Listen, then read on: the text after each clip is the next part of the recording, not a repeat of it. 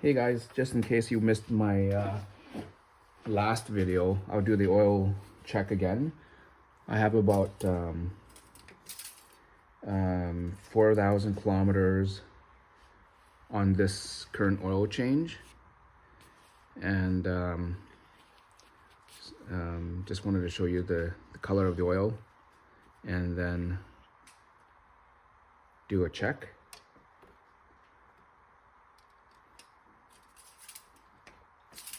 The car has been sitting for a while though, so it will be higher than usual. So it's been sitting for about let's say about 3 hours. And you can see clearly that it is about 2 millimeters above that full mark. And because it's been sitting for that long, that's fine. I actually had the oil go all the way up to here, like past this orange bar all the way up to here, like so let's say about an inch above the full mark at my worst oil dilution. Probably I want to say I had probably about 7,000 kilometers on that current oil change, and it was way above. So and I certainly did smell some gas smell in the oil. Right now it doesn't have anything close to what it was anyway.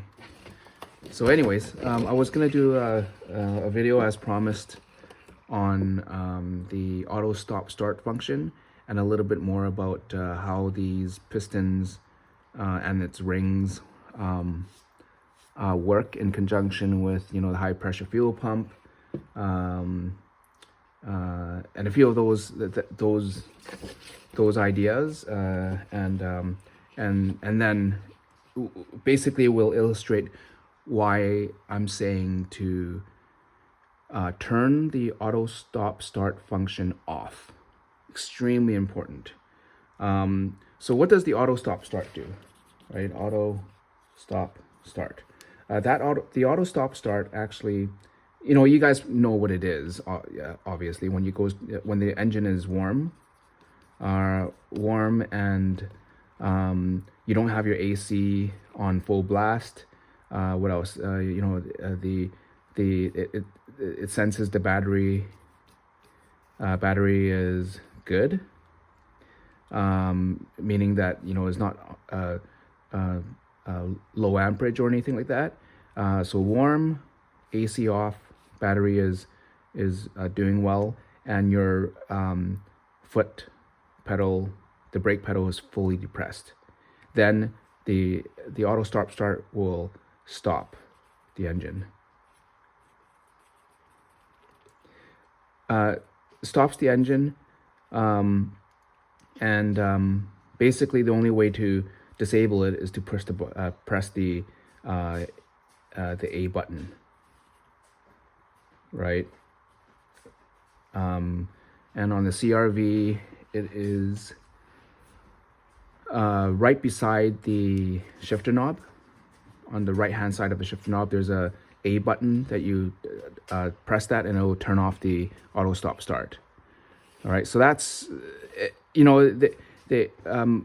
lot of cars have this, so it's not just the Honda and then the Honda and CRV and Civic and Accords and whatnot. Most manufacturers have this implemented, and it's to reduce emissions. And so does it reduce emissions? It probably does. In the long run, if you think about how many cars are on the road, and if all of them have auto stop start function enabled, and you can see how many cars are on the road that are in rush hour traffic, stop lights, so I know why they did it. Obviously there's a reason why we have those functions implemented in these new vehicles, right? Is to help with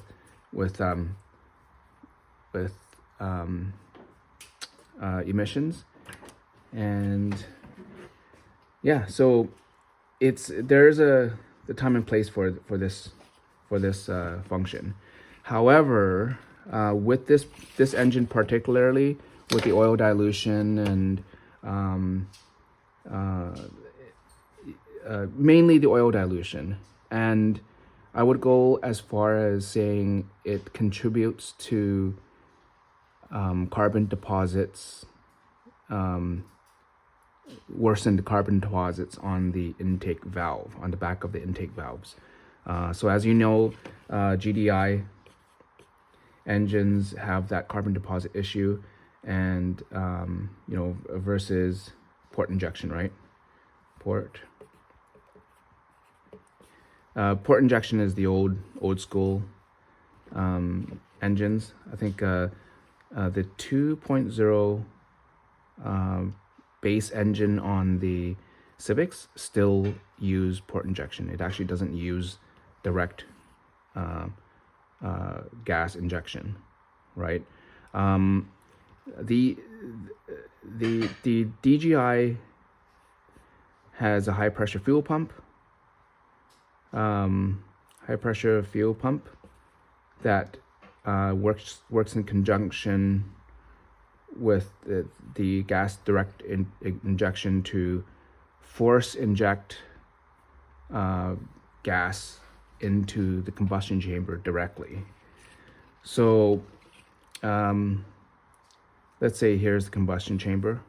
You've got your valves here. Two sets of valves, intake and exhaust. And then you have the spark plug.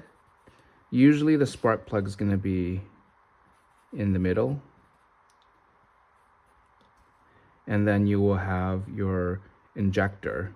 Your injector probably going to be in here somewhere. So you got your injector that goes into the combustion chamber and sprays your fuel mixture into the combustion chamber. You have your piston.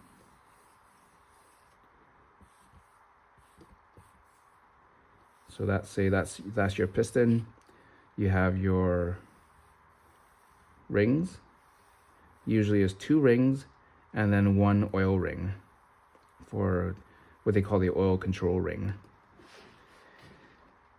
And you have your piston walls. And then you have your control arm, piston arm, and it goes down to of course the crank, right? Balance shafts. This is the crank part of it. It's probably not to scale, but I'm just drawing freehand right now. So basically, you got these pistons going up and down, right? And you got it's a 4-stroke.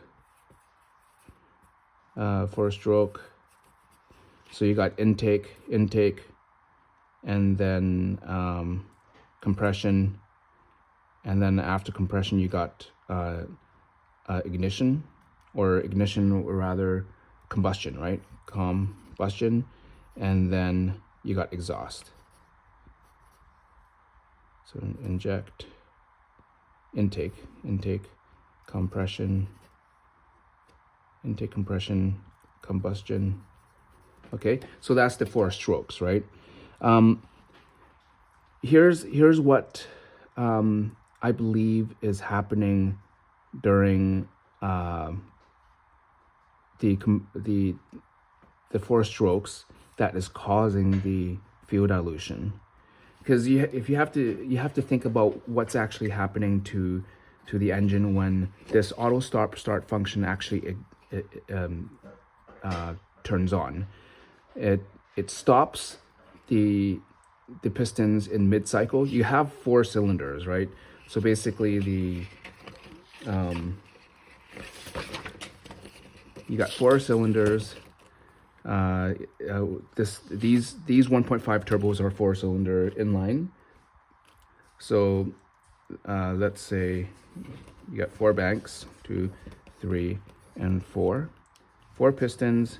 2 pistons will be usually on the top of the stroke, while the other 2 pistons will be on the bottom, right? And then the fourth one is going to be matching the other one adjacent to it.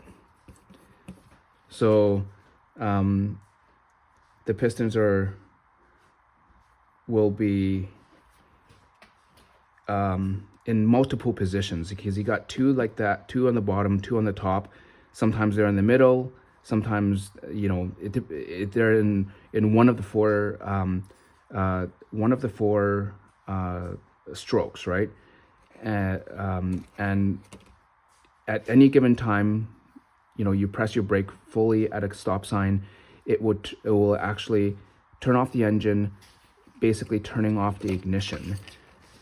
So when it turns off the ignition, sometimes the engine will be up on the top of its stroke, right? Which, let's say, especially in compression. Compression means the when the piston was at the bottom of the stroke, the engine would have let the air in, so the air would have went inside, and then the fuel injector would have fired or injected a bunch of fuel into here, so it's full of air fuel mixture. The piston goes all the way up to compress the air fuel mixture, and right now at the top of stroke, the spark plug is supposed to fire. But let's say the auto stop start function actually engaged at that given point, just as the piston is going up and compressing. Ignition will stop, meaning ignition will actually halt, and this piston will go up and stop mid-stroke, or go up to the top and start coming back down without the air fuel mixture firing. So if it doesn't fire and the thing stops at the top of the stroke, you have all this air fuel mixture basically trapped there and compressed. And this engine, I think this engine is probably about 11 to 1 compression.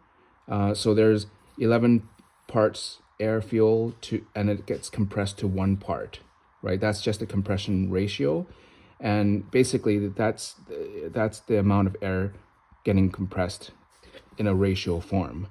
And then the other thing that you guys have to remember is that this is a turbo engine, right? So that air mixture, the air mixture is actually already forced into the engine. There's a certain amount of psi, pounds. Yeah, I believe this engine, the turbo at peak compression or peak compression of the air fuel or air mixture is I think is it 12 psi? 12 psi. The Accords are 13 psi, I think, right? And the Civic's a little bit lower because it has 180 horsepower. This CRV engine has 190 horsepower, and then the Accord engines are, was it 200 horsepower, 200 HP, right? So, anyways, it's around 12 psi. So the air is already compressed at 12 psi, and then there is 11 to 1 compression ratio, plus your high pressure fuel pump also injects at a really high pressure the fuel mixture into the combustion chamber. So all that stuff gets pushed in, plus the compression will give you around, probably looking around 200 psi plus, especially when it comes to high RPM or higher RPM, anything over 3,000 RPM, let's say, you're probably getting 200 psi, maybe even 250 psi, and just to illustrate how much that actually means, your tires are inflated to an average, inflated to about 35 psi, right? 35 psi. My racer tires on my 10-speed bike is about 110 psi, and that thing feels like a very, very high compressed tires or inflated tires. We're talking about 250 psi worth of pressure in here, right? And what happens is that there's well, basically there's holes everywhere, right? You got this air fuel mixture that is at 250 psi. It can go seep out of these things. It can seep out of there, meaning the valves, if it doesn't seat completely perfectly, it'll damage your valves, and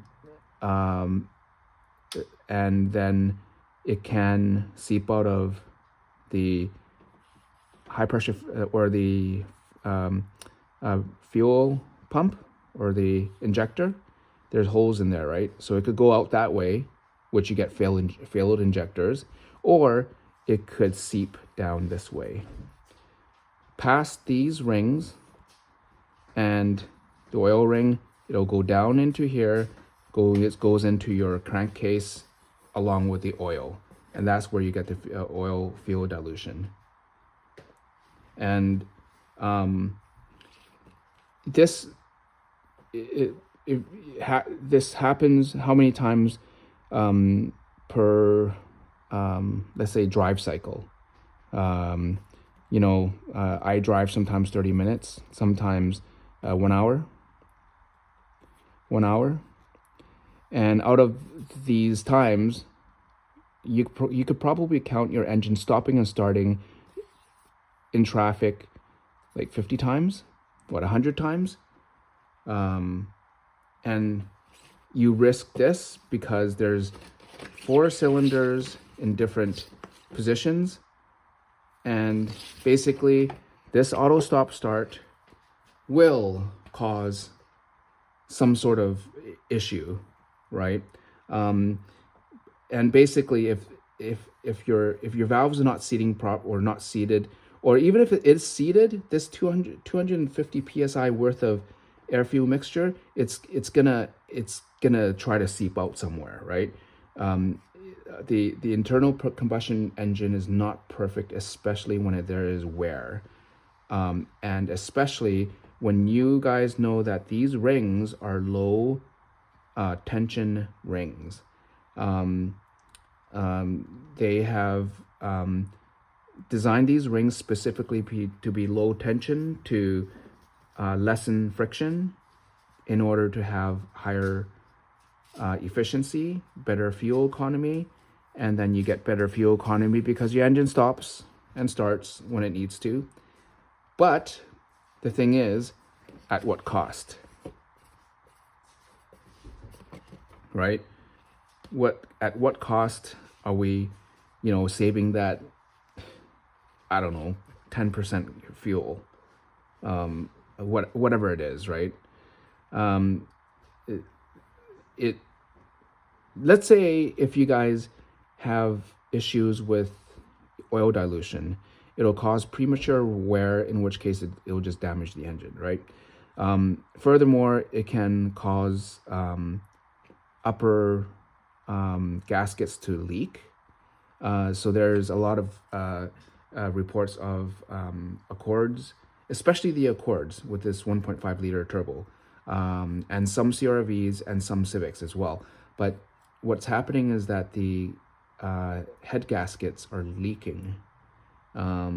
So between these cylinders, there's a section of the gasket that has a line on there. I think I'll have to put a link in the video for the mechanic that actually illustrated this. But basically, the gaskets that are on the top head gaskets are actually failing, and then coolant leaks into the cylinders. And then you will have to do a whole new head job to fix the engine, which could be several $1,000s. The other thing that can fail is your battery, because basically you're putting extra strain on your battery throughout the life of the car. Auto stop start function will probably go off, on and off, how many times, right? Thousands, right? It'll be thousands, if not tens of thousands, throughout a life of a car. And if you think about the starter motor, that starter motor needs to start, or actually start constantly every day, right? And the starter motor, even the Honda service manager has said that there's a few pilots that have had failed starters, and it needs to be replaced, right? So yeah, that's what is going on. And how much is the battery? How much is your starter? How much is a rebuild of your top part of your engine? And then how much wear and tear does it cause your engine when you have fuel dilution? And then obviously a lot of recommendation is to change the oil early. So given that this car only takes 3.7 something liters of oil, let's say you change your oil twice as much, right? So at what cost? That's it. That's all of the above. So yeah, hopefully this video helps you guys understand why I'm saying to turn off the auto start stop function. Not on just this car. I would go as far as saying this is happening probably in every vehicle that has the auto stop start function. In my opinion, the auto stop start function should be, this should be just disabled.